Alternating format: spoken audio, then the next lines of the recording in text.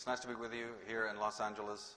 I was saying last night at the Living Temple when we did the talk that LA plays a big role in my life. When I first was sort of brought into the public eye, and believe me, that wasn't by my own intention. Of course, I've researched these things for years, as Wendy has said, but I never thought I was actually going to do it publicly.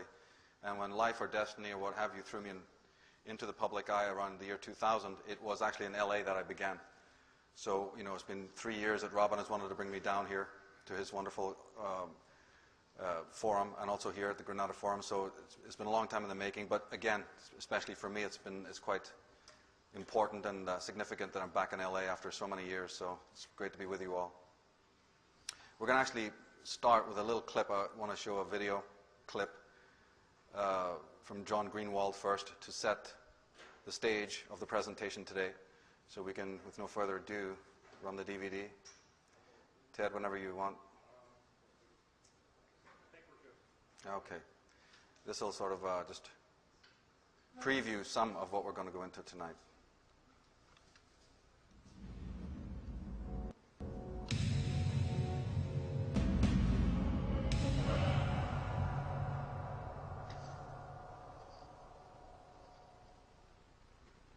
We found the weapons of mass destruction. We found biological laboratories. Everybody knows that Iraq had weapons of mass destruction. I have every reason to believe that the intelligence that we were operating off was correct. No question we have said that Saddam Hussein possesses biological and chemical weapons. We know where they are. They're in the area around Tikrit and Baghdad and east, west, south, and north somewhat. All this will be made clear in the course of the operation for whatever duration it takes. Are you confident that you'll also find weapons of mass destruction? I believe we will find evidence of the programs of chemical and biological weapons, yes. How about the actual weapons? Well, I just don't know. Let's wait and see what the team that's over there... Actions continue with our new exploitation teams that have been brought in. And that we will in fact find weapons or evidence of weapons programs that are conclusive. It is somewhat puzzling, I think, that you can have 100% certainty about the weapons of mass destruction's existence and zero certainty about where they are. Do you agree? And does it matter whether or not you find those weapons? We might ask the Prime Minister that. We won't be proven wrong. This is a process that takes some time, and it will ebb and flow.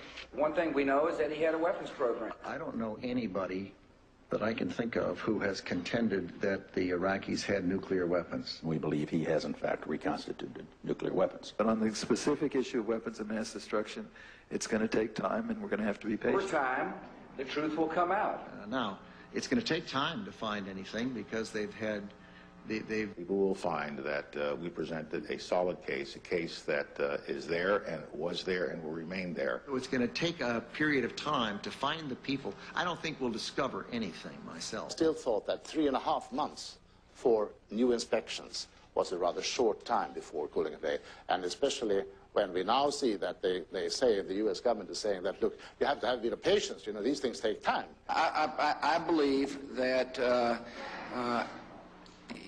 we will find the truth, and the truth is he was developing a program for weapons of mass destruction. I think what will happen is we'll discover people who will tell us where to go find it. You're not going to find it simply in a house-to-house search. You're going to find it when people start to talk to you. It is not like a treasure hunt where you just run around looking everywhere hoping you find something. I just don't think that's going to happen. The inspectors didn't find anything, and I doubt that we will. Are people going to find out the truth? And the truth will say that this intelligence was good intelligence, no doubt in my mind. What we will do is find the people who will tell us.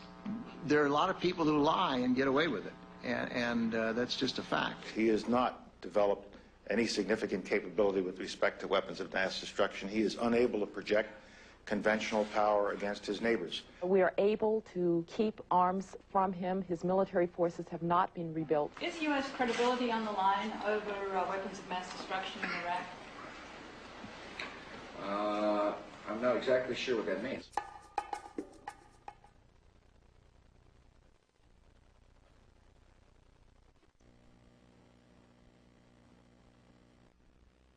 Thanks to John Greenwald. That was from John Greenwald's Uncovered the War in Iraq. It's just recently been released. So thanks to John Greenwald for that little clip. What was that clip shown for?